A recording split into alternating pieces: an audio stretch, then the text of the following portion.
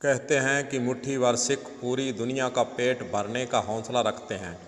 यह बात किसी ने सच ही कहा है कि जिस जगह पर गुरुद्वारा होगा वहाँ कोई भूखा नहीं रह सकते।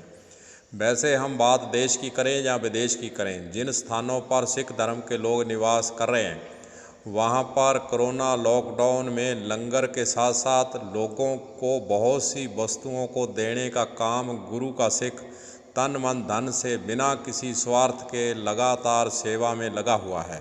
वह भी बिना जात पात के सेवा कर रहे हैं। विश्व के कई देशों में इस दुख की घड़ी में सिखों के द्वारा लंगर के पैकेट तैयार कर लोगों को उपलब्ध करवाए जा रहे हैं।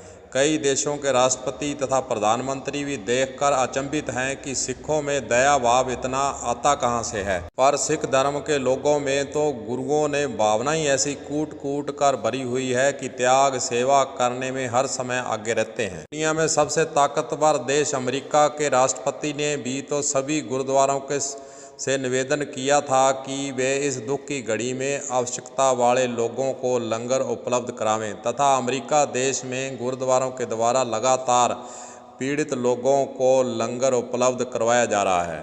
भारत देश में भी पंजाब हो, राजस्थान हो, दिल्ली हो, जहाँ अन्य प्रांत हो, सब जगह पर लगातार गुरुद्वारों से लाखों लोगों को भोजन के पैकेट तैयार कर वितरण किए जा रहे हैं।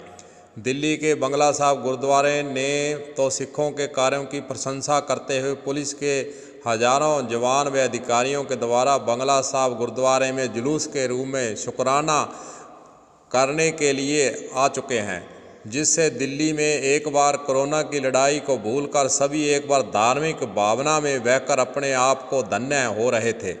वैसे भी बता दें, देश के अंदर जब भी संकट आया है तो गुरुद्वारों से सेवा करने के मामले आगे ही रहे हैं।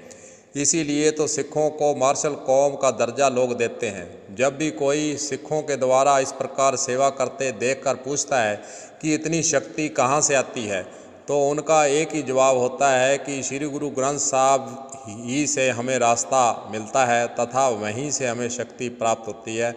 उसी की आज्ञा तथा उसके आशीर्वाद से ही सब कुछ हम सेवा में लगे रहते हैं। वहीं दूसरी ओर देश के अंदर बहुत से बड़े बड़े मंदिर हैं जहाँ पर हजारों किलो सोना चांदी तथा धन दौलत जो लोगों ने दान दी हुई है कई सालों से जमा पड़ी है।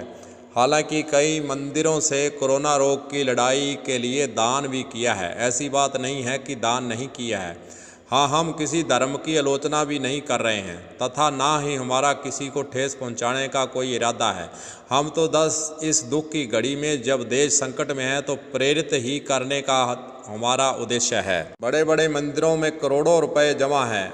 अब गरीब लोगों पर खर्च करने में उन मंदिरों के संस्थापकों को आगे आना चाहिए तथा देश के अंदर बहुत से ऐसे अस्पताल हैं, चिकित्सालय हैं, यहाँ पर कई तरह के उपकरणों की आवश्यकता है।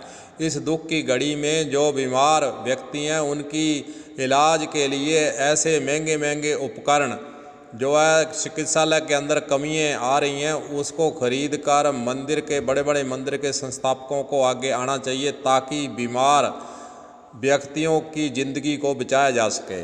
ऐसे आपको बता दें कि स्वर्ण मंदिर गुरुद्वारा पंजाब ने यह घोषणा भी की है कि वेंटिलेटर जो पंजाब के अंदर आवश्यकता है वो खरीद कर वे उपलब्ध भी करवा रहे हैं। वैसे भी आपको जानकारी के लिए बता दें कि स्वर्ण मंदिर गुरुद्वारा अमृतसर से 3 लाख लोगों के लिए रोज भोजन के पैकेट तैयार कर लोगों में वितरण किए जा रहे हैं। सोचने वाली एक बात और होगी कि जब लोगों की जिंदगी ही नहीं बचेगी तो धार्मिक स्थलों पर अपना मत्था टेकने में सिर झुकाने के लिए कौन आएगा। ऐसी स्थिति को देखते हुए दान करने में हम